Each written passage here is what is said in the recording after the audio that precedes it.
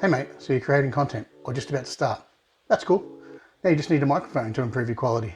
There's a lot of different options out there for mics. They can range from as little as a few dollars all the way up to a few $1,000s.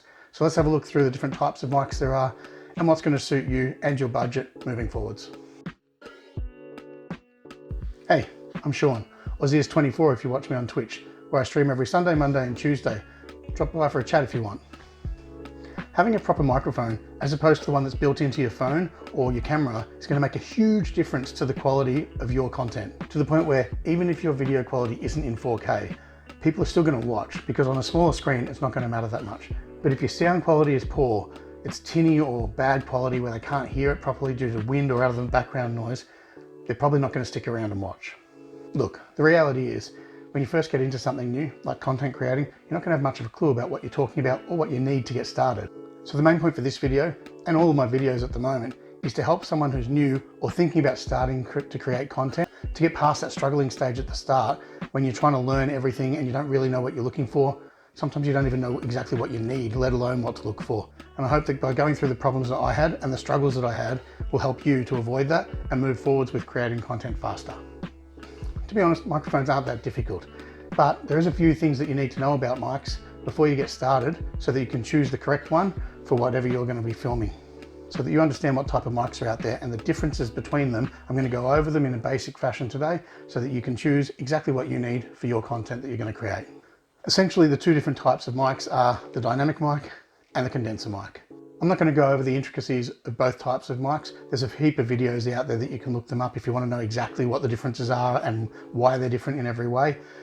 If you really want to have a chat to me about it, you can jump on the stream. I'll have it in the link below and we can have a talk about it on there, or anything else that you feel like as well.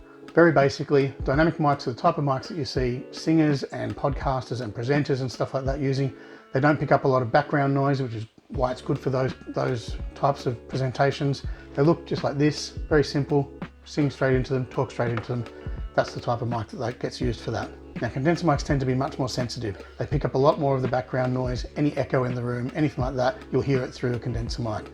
Generally, if you want to use a condenser mic, you want to be in a very quiet room, something which doesn't have echo, like a recording studio or something like that. Now, admittedly, my first two microphones that I bought for my stream were condenser microphones before I really knew what I was doing. Now, most of the time, if there is noise in the background for me, it's my kid running around, and the people on my stream have all seen her. She jumps on and says goodnight to them before she goes to bed each night. And the majority of my stream is after she's gone to bed, and so there isn't much noise after that anyway. Now, if I was really worried about background noise, I could set up noise gates, which I actually have done for my stream. The better option would have been to go with a dynamic microphone, as it wouldn't pick up as much background noise. There is a couple of other things you can do in relation to getting rid of background noise. There's a few programs that you can use and things like that, but eventually I'll do a video on that. So in the meantime, if you do want to talk about it more, jump into the stream, have a chat, we'll talk about it more. So depending on what you're filming, there's a range of microphones out there that may suit your needs or your budget. More than one of them might be suitable for what you need. So I'm going to go through a few of them now just to test out what they sound like without any sort of editing or changes done to the sound. The first option is a lavalier microphone. You can get them very cheaply for as little as 20 Australian dollars that sound pretty good. I've recorded the whole first part of this video on this microphone. The good thing about these is you can generally plug them straight into your phone or into your camera to record off of. Some of them come with dual microphones on the one plug, so that way you can set them up and have an interview or something like that with somebody there. And as I said, probably less than $20. The next option is a shotgun microphone, which you can attach to the top of your hot shoe in your camera, or you can put onto a boom, which you can have so it's sitting just outside of the frame, somewhere like that, and it'll be nice and clear. At the moment, I've currently got mine sitting on the camera, which is probably almost 2 meters away from me, so the quality of the audio won't be as good as if it was on a boom. And while not as cheap as the lav mic, it's still a good option for portability. You can have it on your camera whilst you're walking around filming people if you want to talk to them face to face, or if you're doing vlogging where you can hold the camera up in front of you like this and the microphone will be sitting right there. Really good option for that. You can even get a little small shotgun microphone that will clip onto your phone so that you can use your phone for doing the vlogging or whatever it is as well. Now, I don't personally own one of these because I don't do this type of video, but if you're going to be out interviewing people face to face, holding the microphone up to them, you can get portable recording devices like the Zoom HN1 or something similar. As I said, I don't personally own one of these, so I can't talk to how good they are, but there's a lot of reviews online that talk them up, so they must be pretty good. Now, if you're streaming or podcasting, you may like something like this Behringer XM8500. As I showed you before, very simple, basic microphone. They're less than $40 on Amazon, and that's a pretty good deal for what it is.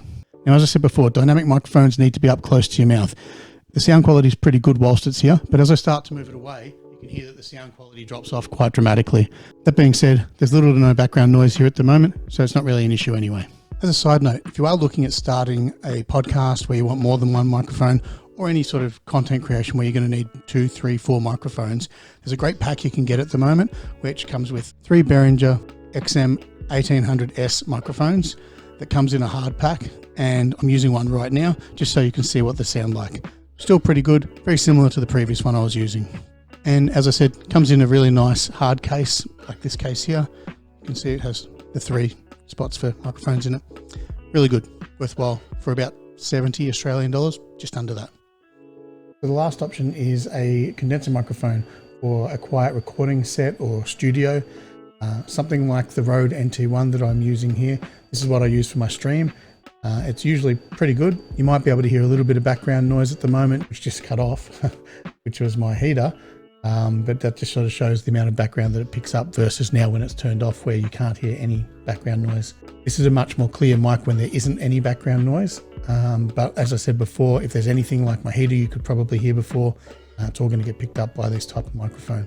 But even if I move away from it like this, it's still pretty clear, even though I'm that far away from it. Obviously you can hear a bit of difference in the sound quality, but it's still very, very clearly audible to you when I'm that far away. Now, Rode microphones like this one may not be your cheapest option. There's plenty of cheap condenser microphones you can get out there which work pretty well. Not as nice as sounding as this one, for example, but I was using the newer branded NW700 condenser microphone that came with this scissor arm that you can see here. It comes with the Phantom Power box and all the cabling that you need for it, and it was around 60 Australian dollars at the time when I bought that. And I used that for probably the first 2 years or year and a half of when I was streaming. All right, the last 2 things to think about when you're buying a microphone is the connector type and if it needs phantom power or not. Now, with the connection types, there's probably 3 or 4 main ones that you're going to come across.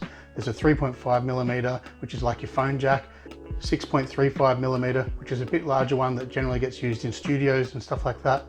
There's the USB type plug, and there's the XLR 3-pin round socket type plugs. It's only some condenser microphones that need phantom power generally, and if it does need that, you're going to need either a separate phantom power box or a mixer that supplies phantom power. Some condenser microphones run on USB, so they won't need a phantom power box. You should just take this into account when you're looking at what microphone you're buying as to what it's going to need to be able to run properly. If you are just starting out and don't have a lot of money, don't waste a lot of money on it.